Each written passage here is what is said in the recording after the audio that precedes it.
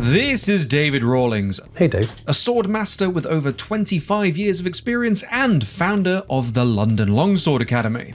And I'm your host, Dave Jewett, and today we're balancing David's expertise with one of the most bizarre fighting games available today, Half Sword. This is such a standard thing in nearly every type of weapon that you come across. Like, if one end doesn't work, smacking with the other end is just such a mainstay, and I'm really glad they've got it in it. Can you actually, Mortschlag? Mortschlag is the murder stroke, so it's where you're holding the sword and you're smacking them with the butt end. But it's basically where you turn your sword either into a pick or into a hammer. There is a longer extended edition of this episode over on our Patreon, link in the description if you want to check that out. And be sure to let us know in the comments section below what other games, movies, TV shows or beyond you would like to see David break down on the channel in the future. But without further ado, I'll throw it over to David.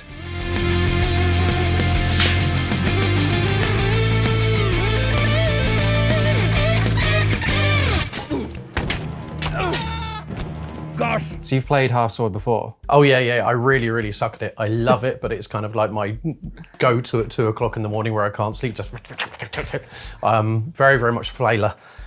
I think probably out of everything. By the way, my partner calls this men in pants that can't stand up. I think that's accurate. Yeah, are you going to be playing the men in pants that can't stand up game at 2 o'clock in the morning? Darn. This is my favourite weapon in the game. The Candelabra. Yeah, it's so good. Yeah, it is absolutely incredible. I like that you can just mess everything up completely accidentally. It's like, and if you can hold them at bay like it's like a man catcher or something. Yeah. It works really well. On my plea. Single side. No, definitely my favourite weapon other than the knife stuff, I think. I think the Pleasance as well that I know we've spoken about is brutal. It's one of those things that, particularly when you're fighting people that have got a partial amount of armour, it's that accidentally stuck something in them rather than by design. There's a little bit sticks out somewhere, it just goes in the little spaces in the armour. Absolutely great. Particularly if you hook people in the legs with it as well and just move backwards and drag them. I wanted to get your opinion on this bit because, see if it resonates with any of the stuff that you've studied. Because I'm fighting someone with an axe, I basically get in nice and close and hold their weapon hand and just start punching them. Because if the deadly end is at the end of the weapon, if you're within that range, in game at least, I felt a bit safer. Yeah, so anything where you're trying to go against someone who's got more reach than you has, even long swords, daggers, everything. There's an awful lot of commonality with something called Sword of No Sword. And that's something you see in some Japanese systems, the idea being that you kind of make yourself a little bit small, you give one really obvious target, and the author in that case refers to making yourself kind of like cower a little bit and lean away. And you see this in rapier, you see this in unarmed versus messer, messer versus messer. You see it in sword in one hand, a lot of different things where you create this false distance so that your partner or your opponent is inclined to reach across that distance with commitment. And then you kind of like go underneath a cover, move out of the way of the weapon, go right past until you're kind of almost touching the shoulder, getting very close to them.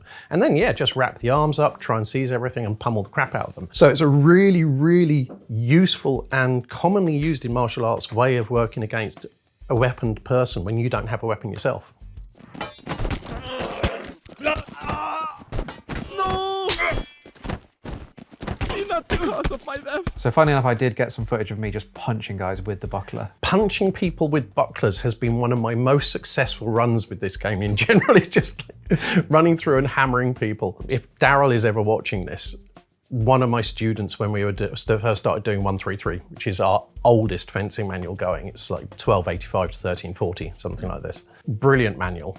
First manual we have, first manual with a woman fencer, first manual with men fencers in it. Absolutely fantastic thing. Illustrated, written in Latin and German. And one of the things you do with it is you trap the weapon down, you knock the hands or trap the hands and the sword at the same time, and then you hit people. And obviously if you do that and their buckler's not in the way, you can just pop them in the face instead. And while wearing a fencing mask, I got not just punched with the buckler. It is incredibly jarring.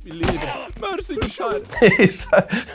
It's basically, if you imagine getting hit with a sword, which has quite a degree of flex, and the equipment, the protective gear kind of like eats it up quite a little bit, and the flex takes a lot of the impact out. Get hit with a buckler, there's really no give. It's just being punched with a big sheet of metal. I think it would draw your attention rather suddenly and distract you quite a lot. To be honest, I think anything where you have the opportunity just to smack someone in the face with the buckler is completely legitimate historically. It's an interesting thing as well is when we talk about half shield, I tend to teach people now that the idea of the half shield is basically it's the guard which is appropriate to fighting with the buckler. So the half shield is usually just basically it's the name for a buckler. It's a very, very small shield. And there's been a lot of discussion. So this is basically where you have the buckler covering the hand in general, okay, usually with the point up to try and keep the weak of the sword or the weak of the weapon away from the opponent. It's been referred to an awful lot as being, oh, well, it protects half your body, it does this, it's sort of like it protects half this size. And I think, honestly, it probably just means it is the guard that is appropriate to the use of that weapon or that protective gear. Because when we see the buckler in psalters and things like this, whether it's with a dagger, whether it's with a club, whether it's with an axe, it doesn't matter. It's still being held forwards to cover the hand because it's one of its most efficient uses. Again, every time you see it crop up in the game with different things and it's still covering the hand, it's such a beautiful thing to see.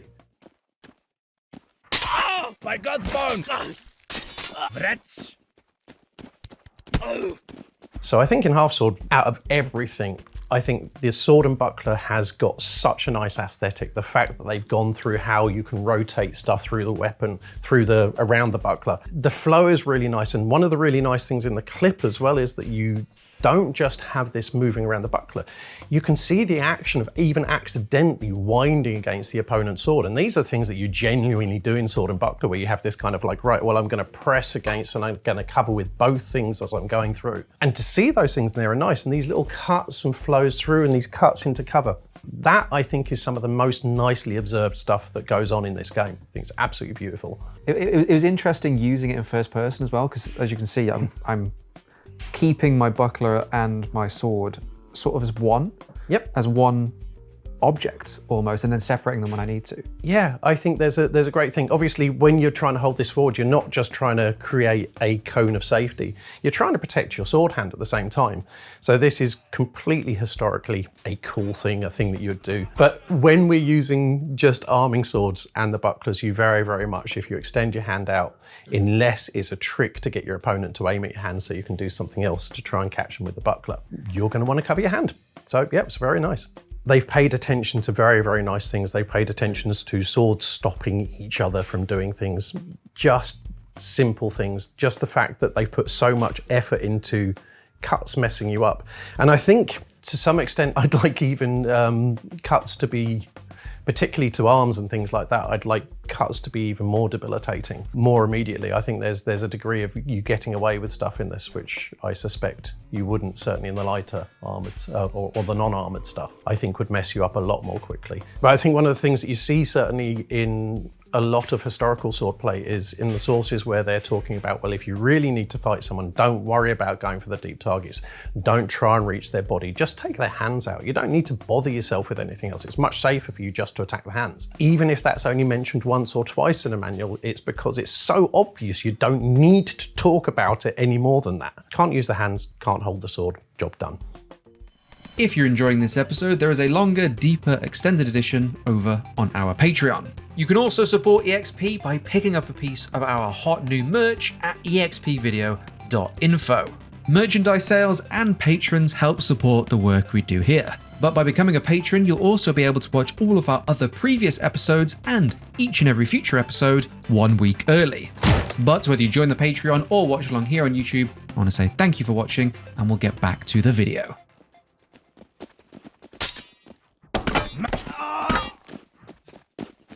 Yeah, pretty much with everything relating to people with shields is my tactics a little bit kind of like Lignitzery or doing the coup de Jarnac constantly, which is basically just try and occupy them up the top and then immediately start hacking at the legs until they fall over. I think it's historically very, very good technique as well. So it's that's some of the better successes I've had against armored people, or particularly people with shields, certainly. And also my favorite tactic, trying to hit them while someone else is hitting them. Very, very historical, really good. So you can see there, it's obviously done some damage to his left arm because he can't bring the buckler up again. Yeah, I think particularly when you're starting to get into more protective gear, but the ability to still get messed up. I do like this slow erosion of your ability to fight. This is done very, very nicely. So when I was fighting these enemies with the shields on the left, one of the things I was trying to do is sort of speed up to their right side and swing almost as I was running past them. Yeah, doing the revers is a very, very, or reverso is a very, very good move on these. Again, getting to the outside of your opponent if you can is really, really lovely. There's a thing Cavendish says is like always try and get to the outside, which they will not suffer. So yeah, I think, and Thibaut talks about similar things, which even if you're just using the sword alone, is the inside, which is basically the handshaking side of it, is usually much easier to defend. And obviously if you've got a shield, that's even more the case. So yeah, if you can get to that outside, it's a really, really good tactic. Also a very good way to get people to separate their sword and shield to open up a line in between as well. So, or to expose the legs underneath. But you see there, I feel like I was winning that fight. He's so bloodied, I've landed so many hits, and then I just let my guard down for one bit, and I get a crunch at the top of my helmet, and that's me. Good night. You got Rob Royd. I think this is but I think that's one of the best things about the games, and this is probably the thing I find most frustrating, but also the most satisfying thing of it, is that if you're not paying attention to your defense, if you go like, oh, this fine, I can just flail, and you just get one nick in the wrong place and it all just goes southwards very quickly.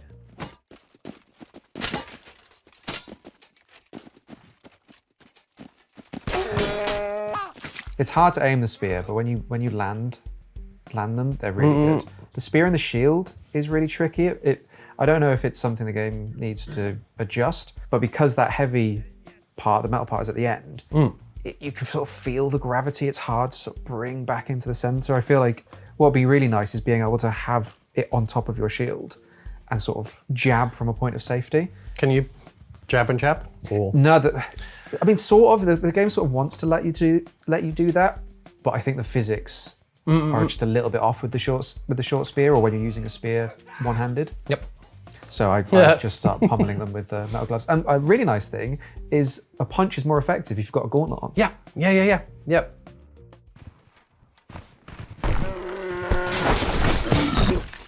I do some of the game's namesake here, little half sword. Yeah, nice. I've slowed the game down so you can hopefully see some of the interactions with the half sword as well. Caught the sword, then through the nose. Oof. As someone who suffers with bad sinuses, I've got to say that's got to be a mix. Because like on some level, there's got to be a great feeling of relief. Again, it comes back to that thing that although you can't replicate the feeling of like having the feedback from the swords, they've still managed to make it visually representative and make it feel like you can almost feel it just through it's almost a placebo effect of having that contact. It's done so well. I think given you can't actually have swords interfering with each other physically, you can't stop your hand moving, you can't stop the mouse moving, they've still managed to recreate that very well. It's a very satisfying interaction.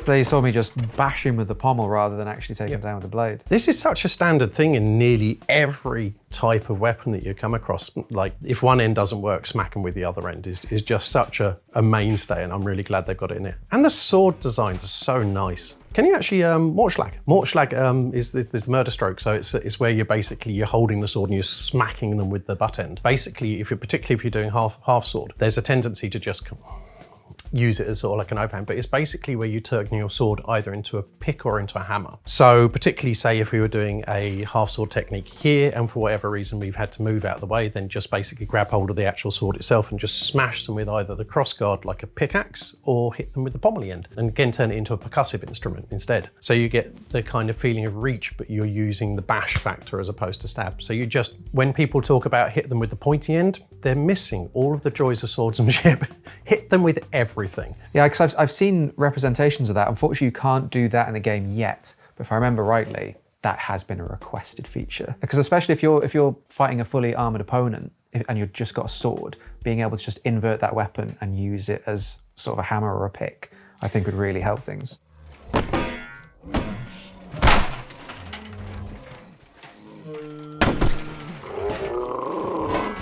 Oh, that's nice. That you can knock the shield out of the way in order to get a better opening. That's very good. I would like to see if you could actually do that with a shield, because the idea of opening to give a different attack is nice, it's good. Everything they have done with swords and shields, just for the fact that they bother to allow you to move around these things, even with the big ones, is lovely. I hope the devs and the team behind this don't mind me saying, but I think at first glance you can look at this game and be like, oh, it's a silly, almost sort of like quap sword fighting game. And then the more you get into it, the more you appreciate some of the authenticity and realism they've added in. You go on their Discord and you can see all the discussions they're having about historical weapons, how they were used, the interactions between them. They've done a lot of research and implemented a lot of their homework and findings and all of these different ideologies around fighting into this sort of physics-based fighting game. Again, I think, sword and shield, sword and buckler, those things really, really shine for the amount of effort they put in.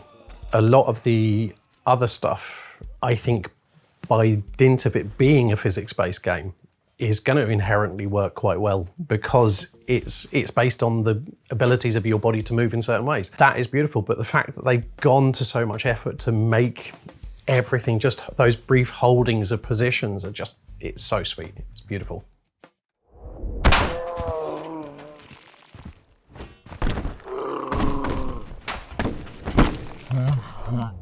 Right, so I've included a whole section on one of the more interesting, more bizarre, and one of the best weapons in the game, the Plançon, the spiked spear. I think this is one of the most excellent things about this, is you've got a weapon that isn't defined by its quality of construction or it's sort of like how well it's been smithed. It doesn't have the aesthetic of the sword. It doesn't have the status of the sword. It's nails banged through a stick, and it just messes up everything. It's just like climbing through barbed wire on a stick. And it's just going to find something that it can get into. And it's like the joints on the armor, everything. I think it's probably, after the Candelabra, my favorite weapon.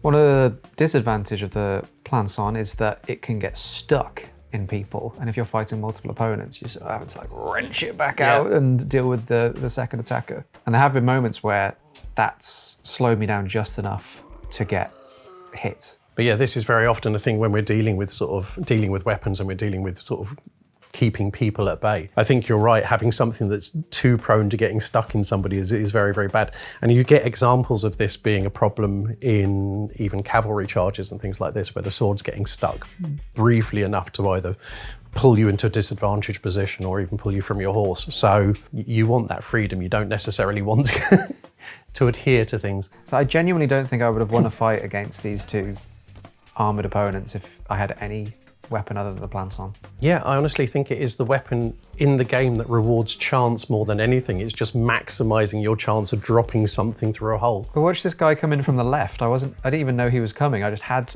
the spiked spear pointed in that direction and he ran into it for me. I'm just swinging from the left down and he just runs into the blade. This is not, to be honest, when we're doing things like Montante and things like this, an awful lot of stuff is you cut somebody and then you leave the point behind you. The only difference is that you'll kind of like look over your shoulder just in case you want to stab that person, and then you might choose to cut someone else. But this idea of hitting people to the back of you or whatever is potentially less by chance, but still very valid. Darn!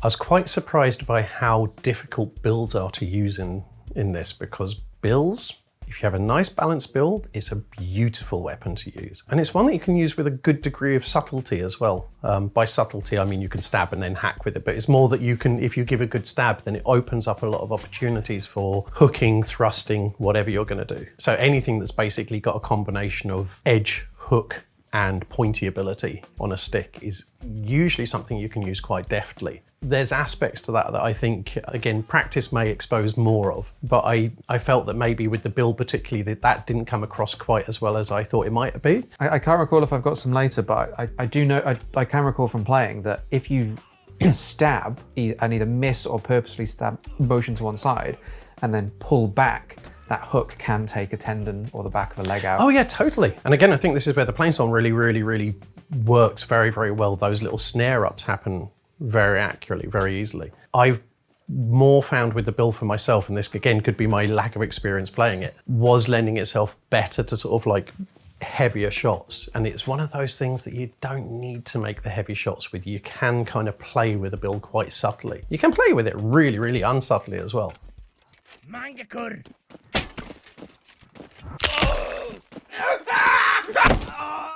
These small one-handed hammers I find so frustrating to use in this game. I was always hitting people with a haft. It's very satisfying when you get that distance just right and the hammer bit makes contact, but so much of my playtime with these things, I was just hitting them with a wooden haft. And this, again, to be honest, is one of the things, although I suck at it, it's one of the things I really appreciate about this game is the specific distance that certain weapons work at is limited.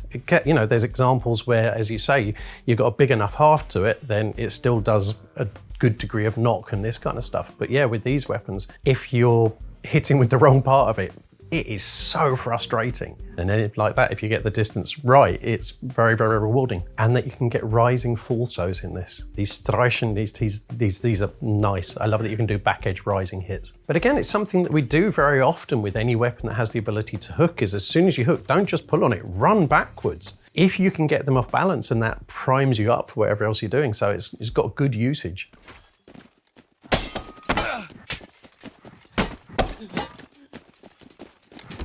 It's an interesting thing in this with shields as well, because I think the getting around to the outside of your opponent, around to the sword arm side, is so inherently obvious in this that you kind of do it naturally, and it's something that we'd very, very much do in a fight if we were able to. One of the things that maybe doesn't come across so well, just because you're working with physics and not people who are sort of like using their eyesight in this, is that how often you can use someone's instinct to block to be the thing that kind of like opens up the lower targets. So that's a very difficult thing to represent, and you kind of get it by chance, but I think you can use it by design in a real fencing match, because this idea that someone's going to try and use the shield against you can also be a hindrance to their own eyesight, and then that exposes different problems on this side as well.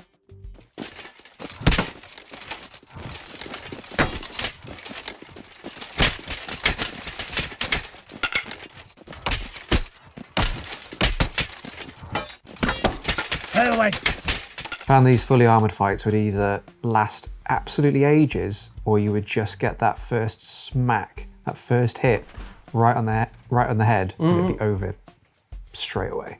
The idea that these things are very often going to go to the ground as well, I think is reasonable, because trying to get someone off balance in order to pin them and finish them is I think being good at wrestling with the sword is going to be quite vital in this. I think it's a really good thing that they haven't tried to cop out on how the armor works as well. It's frustrating. It's taking you a long time. It's either chance or you really, again, for me, I'm always trying to jam up under the armpit or into the groin, which seems to be my default with the really heavily armored people. But it's gonna be a frustrating slog. The only reason I took that guy out is because if they're knocked to the ground and you hold that weapon against their face or their neck, they'll surrender. Otherwise, I was prepared for a longer slugfest. Yeah. So you saw in the background, draw your attention to the guy in the kettle hat. So I managed to strike the more armored opponents once in the face, and then the second guy knock him out. But watch the axe that falls to the floor. The guy in the background trips on it and stabs himself in the foot. And I mean, is that something you've got to be aware of during fighting? Dropped weapons, still sharp? Yeah, I think any always be aware of your terrain is very, very good advice.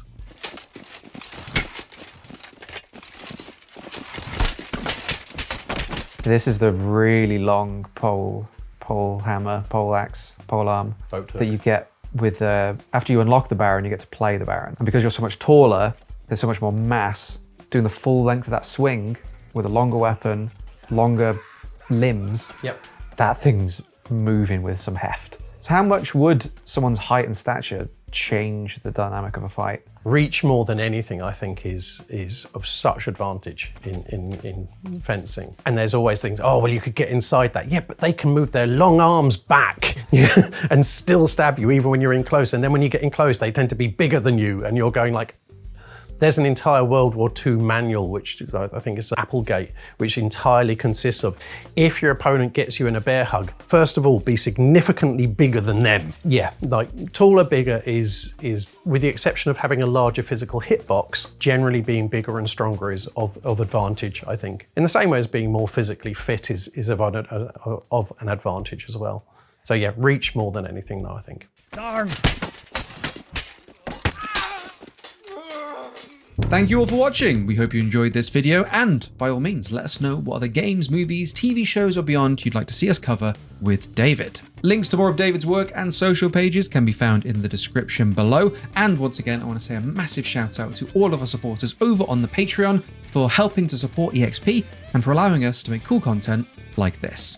Like the video if you enjoyed, subscribe for more content like this, and I'll be seeing you real soon.